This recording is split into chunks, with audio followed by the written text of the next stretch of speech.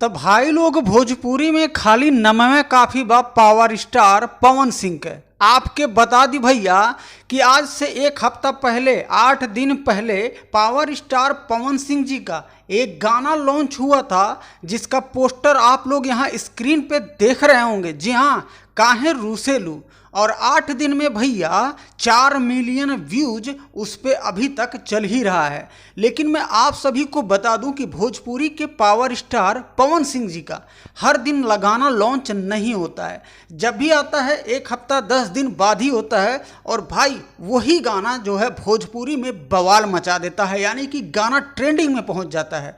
तो वैसे ही आज की इस वीडियो में आप सभी को बताने वाला हूं भोजपुरी के पावर स्टार पवन सिंह और शिवानी सिंह के आवाज़ में आज ही सुबह में 7:30 बजे गाना लॉन्च हुआ है।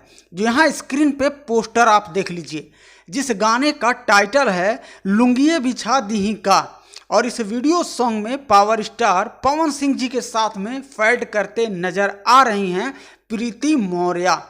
तो भैया 4 घंटा हो गया इस गाने को लॉन्च किए हुए, और 4 घंटे में 1,50,000 प्लस अभी तक व्यूअर वॉच कर रहे हैं।